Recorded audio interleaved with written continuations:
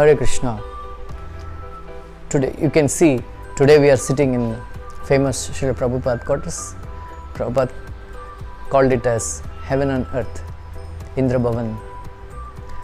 So today we will have an interesting topic, how to enhance our happiness coefficient. Just like there are so many coefficients in our life, one is PQ, that is physical coefficient. There is EQ, emotional coefficient. There is IQ, intelligence coefficient. There is HQ, happiness coefficient. Then finally there is SQ, spiritual coefficient.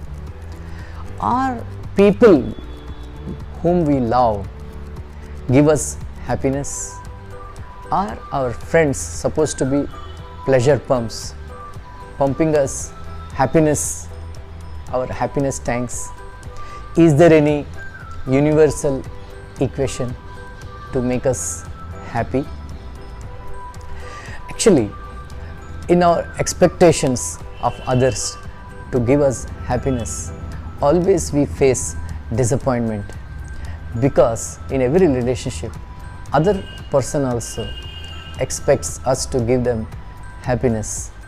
So are we really ready to cultivate our fertile land of giving, or are we more enthusiastic in cultivating the land for gains, not grains, in the harvesting relationships? Usually we expect all others to give us happiness. That is why we become disappointed. In this regard, if we study the life of Krishna, who is otherwise called Anandamaya Ghana, or God of happiness, Srila Prabhupada always used to say, we never see Krishna in a sad condition, lamenting, in a distressful condition, because Krishna is always happy. So what is the secret? Krishna knew the wonderful way of playing flute to stir each and every person's heart, emotions in Vrindavan according to the time. Whenever there was a crisis, Krishna would put his life to risk and save the inhabitants of Sri Vrindavan. That is why all the inhabitants of Vrindavan, they have realized that Krishna is always giving us happiness. That is why they are at his beck and call all the time. Just like all his friends, they have realized that they can completely trust Krishna. Like Arjuna, even in the presence of great rishis and maharshis like Vyasadeva and Narad Muni and so many other rishis, he turned to Krishna for receiving knowledge in the time of crisis. Draupadi, during the time of Vastraharan, she prayed to Krishna and she got help.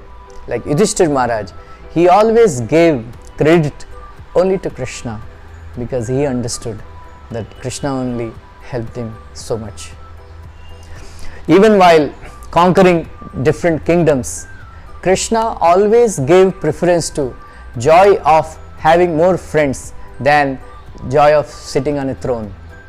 It is because Krishna is known as king maker rather than a king, because he derived more happiness in winning friends than obtaining kingdoms. Just like Magadha Desh, after killing Jarasandha, Hastinapur, after killing Duryodhan, then after killing Kamsa, Mathura, he gave it to Ugrasen.